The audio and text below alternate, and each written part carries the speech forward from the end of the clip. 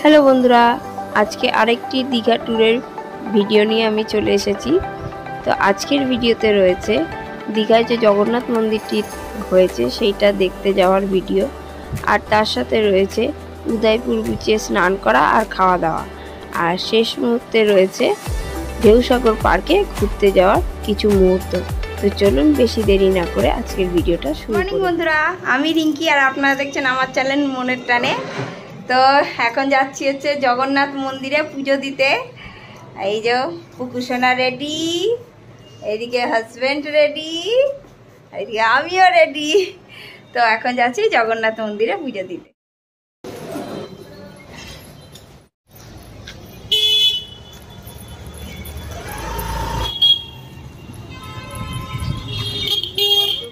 জগন্নাথ মন্দির যাওয়ার জন্য আমরা এখান থেকে অটো বা টোটো ধরে নেব, তারপর ওতে করে একবারে জগন্নাথ মন্দির এখন যাব।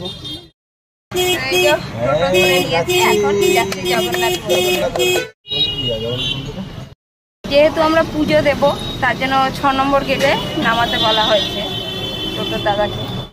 পুজো দেওয়ার জন্য এখানে ডালার ব্যবস্থা তো রয়েছে, আর 6 নম্বর গেট দিয়ে ওখান দিয়ে পুজো দিতে যেতে হয়। আমাদের MTM হোটেল থেকে জগন্নাথ মন্দিরে যেতে টোটো ভাড়া লেগেছিল 50 টাকা মতন।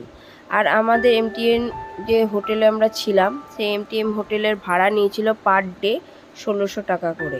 সেটা আমি আগের ভিডিওতে বলতে ভুলে গেছিলাম, তাই এখন জানিয়ে দিচ্ছি। এমনিতে আগের ভিডিওতে আমি ডেসক্রিপশন বক্সে আমি দিয়ে দেব ভাড়ার কত লেগেছিল। তো এই এসে পৌঁছলাম মন্দিরে সামনে, আর এটা হচ্ছে পার্কিং। এটা হচ্ছে পার্কিং এখানে সমস্ত গাড়ি টাড়ি টোটো এগুলো রাখার ব্যবস্থা।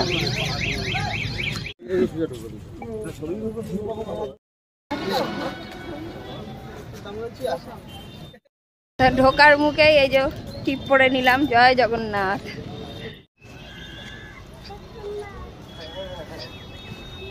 এখানে হচ্ছে জুতো রাখার ব্যবস্থা, এখানে জুতো রেখে তারপরে যেতে হবে মন্দিরের ভেতর। এখন এখানে জুতোটা আমরা রেখে নেব, রেখে দিয়ে তারপর মন্দিরের ভেতর যাব। জুতো রাখার পরে অবশ্যই টোকেনটা কিন্তু কালেক্ট করে নিতে হবে, নাহলে পরে এসে জুতো খুঁজলে কিন্তু আর জুতো পাওয়া যাবে না টোকেন যদি না। এখান থেকে ডালা নেব পুজো, তো এখান থেকে এখন ডালা নেব আমরা। এই যে ডালা নিয়ে নিলাম, এবার যাচ্ছি পুজো দিতে।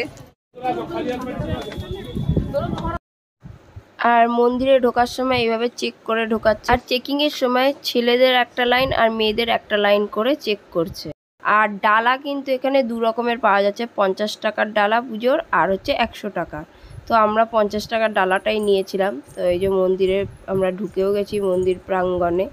তো আস্তে আস্তে যাচ্ছি, আর অনেকটা জায়গা জুড়েই বানিয়েছে, দেখতে সত্যি খুবই সুন্দর লাগছে।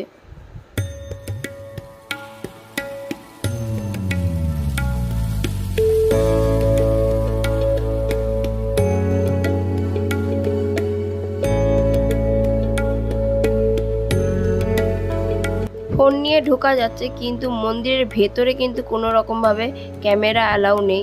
যা ফটো তোলার বাইরেই ভিডিও ফটো সব তুলতে দিচ্ছে, কিন্তু মন্দিরের ভেতরে যেখানে যেখানে ঠাকুর রয়েছে আর মেন জগন্নাথের যেখানে বিগ্রহ রয়েছে সেখানে কিন্তু একদমই ফটো তোলা বা কোনো রকম ভিডিও করা অ্যালাউ নেই।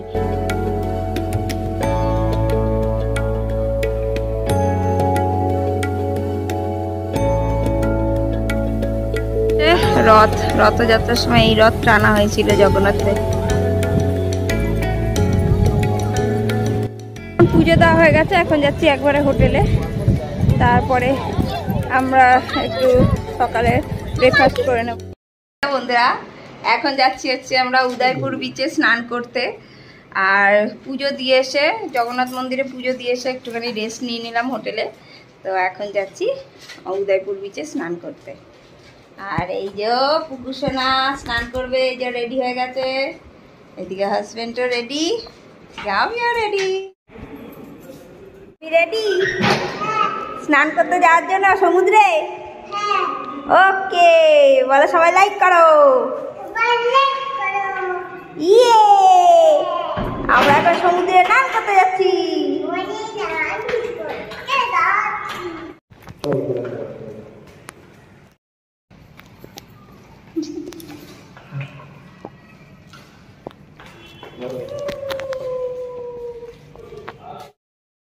এখান থেকে এখন টোটো ধরে আমরা যাচ্ছি উদয়পুর বিচে, আর টোটো ভাড়া নিল 100 টাকা। তো যাই উদয়পুর বিচে আবার স্নান করে আসি। এর আগেও যখন দীঘা এসেছিলাম তখনও উদয়পুর বিচেই আমরা 2 দিনই স্নান করেছিলাম। তো আজকেও আমরা যাচ্ছি এখন উদয়পুর বিচে স্নান করতে। তো আমরা উদয়পুর বিচে চলে এসেছি, এখন যাচ্ছি স্নান করতে। আর এই যে হাজবেন্ড মেয়ের জন্য একটা বল কিনে নিচ্ছে, বিচে গিয়ে একটু খেলবে বল নিয়ে।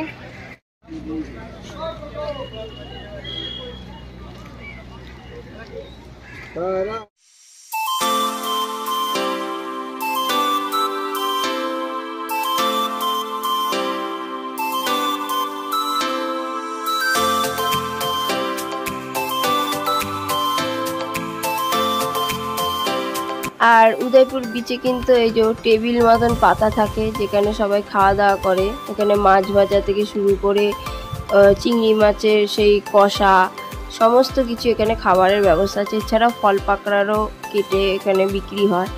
তো আমরা এখানে চিংড়ি মাছ নিয়েছি 10 পিস, আর একটা ভোলা মাছ ভাজা নিয়েছি। চিংড়ি মাছ কষা নিয়েছিল 250 টাকা, আর ভোলা মাছ ভাজা নিয়েছিল 200 টাকা মতন। তো এই যে এখন আমরা একটা টেবিলে বসে গেছি, আর এখানে আমাদের খাবার রেডি হচ্ছে। আর এই হচ্ছে ভিউটা উদয়পুর বিচে।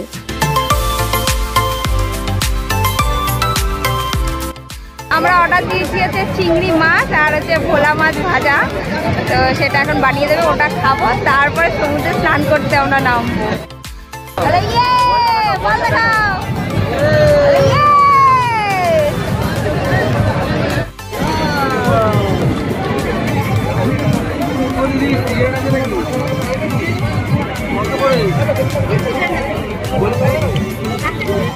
আমরা নিয়েছি এই যে ভোলা মাছ ভাজা, তারপরে এখানে নিয়েছি আপেল আর হচ্ছে শশা, আর নিয়েছি এই যে চিংড়ি মাছ কষা। এই হচ্ছে এখনের মেনু। এটা খেয়ে তারপর স্নান করতে নামবো। ভীষণ মজা করবো, ভীষণ মজা।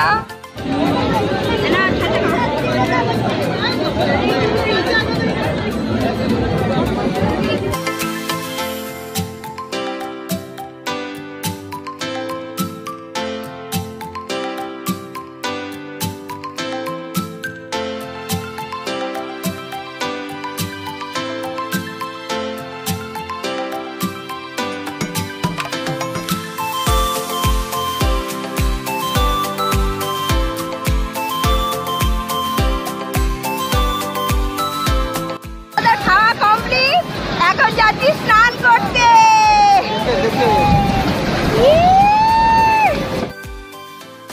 শুধু এখানে মাছের আইটেম না, এছাড়াও কাঁকড়া, তারপরে অক্টোপাস এগুলোও পাওয়া যায়। তো এগুলো রান্না করে ওরা দেয়।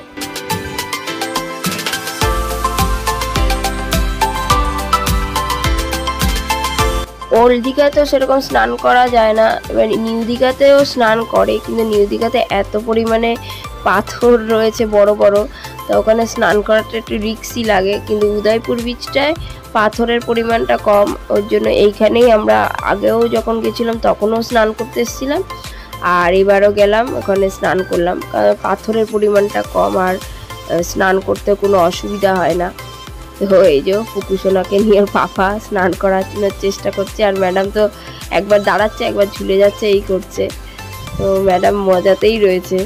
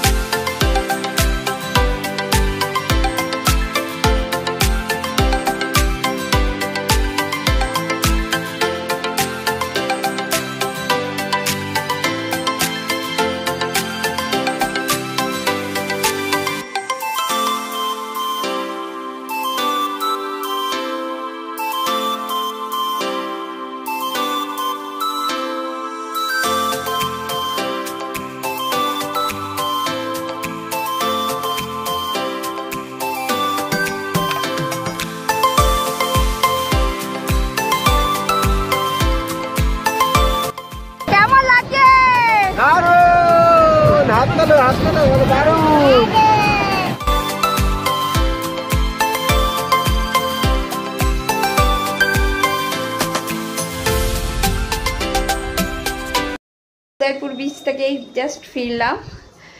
তো এবার স্নান করে আর একবার ফ্রেশ হয়ে নেব, তারপরে লাঞ্চ একটু করতে যাব, করে এসে একটু রেস্ট নিয়ে তারপর দেখি কোথায় ঘুরতে যাওয়া যায়। স্নান করে ফ্রেশ হয়ে এখন যাচ্ছি লাঞ্চ করতে আমরা। তো লাঞ্চের থালিতে আমরা নিয়েছিলাম ভাত, ডাল, তারপরে লাবড়ার তরকারি, পেঁয়াজ, লেবু, আর হাজব্যান্ড নিয়েছিল পমপ্লেটের ঝাল, আর আমি নিয়েছিলাম চিকেন কষা। এই ছিল মেনু। খাওয়া দাওয়া করে এসে একবারে রেডি হয়ে নিলাম, এখন যাচ্ছি হচ্ছে ঢেউসাগর পার্কে। তো এই যে এখানে পুকুসোনা রেডি, হাজব্যান্ড রেডি, এবার আমরা যাচ্ছি হচ্ছে ঢেউসাগর পার্ক।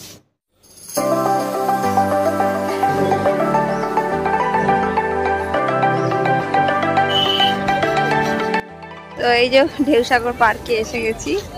এই যে এইটা হচ্ছে ঢেউসাগর পার্ক, খুব সুন্দর। আর সন্ধে প্রায় হয়েছে, তো চারিদিকে লাইটিংগুলো জ্বালিয়ে দিয়েছে, দারুণ লাগছে। ঢেউসাগর পার্কটা অ্যাকচুয়ালি হচ্ছে বাচ্চাদের খুব আকর্ষণের একটি পার্ক, কারণ এখানে বিভিন্ন পশু পাখির সব স্ট্যাচু রয়েছে বড় বড়, তারপরে বিভিন্ন কার্টুনের স্ট্যাচু রয়েছে, এই যে মিকি মাউস, তারপরে হচ্ছে ভীম, আরও অনেক রকমের স্ট্যাচু রয়েছে। তো বাচ্চাদের এগুলো কিন্তু খুব আকৃষ্ট করবে। আর খুব সুন্দরভাবে গাছপালা দিয়েও মানে ডেকোরেশন করা রয়েছে, আর লাইটিং দিয়ে তো আরও সুন্দর করেছে। এখানে আবার এই যে স্টিমার বোটিংয়েরও ব্যবস্থা আছে, কেউ যদি এই বোটিং করে তো এটা করতে পারেন আপনারা যদি যান ঢেউসাগর পার্কে। তো এই যে বোটিংয়ের ব্যবস্থাও রয়েছে। আর এছাড়া ওভারঅল পার্কটা খুবই সুন্দর। খাওয়া দাওয়ার জন্য এখানে ভেতরে অনেকগুলো রেস্টুরেন্ট আছে, আর বাচ্চাদের কিছু অ্যাক্টিভিটিস আছে ভেতরে। তো পার্কটা খুবই সুন্দর। এই যে বাচ্চাদের জন্য অ্যাক্টিভিটিসের একটা জিনিস, এই গাড়িগুলোকে আমি ঠিক জানি না নাম কি বলে, কিন্তু এই টাইপের কিছু অ্যাক্টিভিটিস আছে। এই যে টয় ট্রেন টাইপের রয়েছে, এই টুকটাক অ্যাক্টিভিটিস, বিভিন্ন স্ট্যাচু, এইগুলোই হচ্ছে ঢেউসাগর পার্কের সুন্দর মানে জিনিস, আকর্ষণ, বাচ্চাদের বিশেষ করে আকর্ষণ। তারপর লাইটিং তো অসাধারণ, বিভিন্ন ডেকোরেশন করে বানানো, দেখতে সত্যি খুবই সুন্দর লাগছে।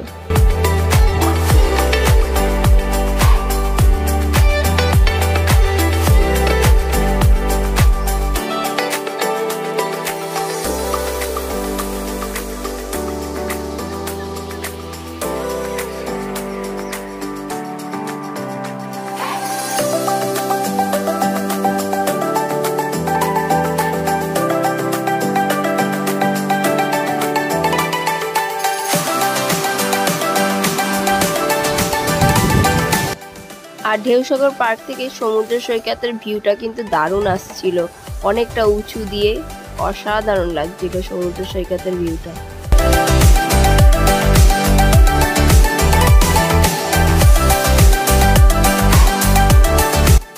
পার্কটা মোটামুটি ভালোই সুন্দর, খুব সুন্দর করে সাজানো, আর পুরো সমুদ্রের পাড়ে বানানো। আর এখান থেকে সমুদ্রের ভিউটা দারুণ আসছে।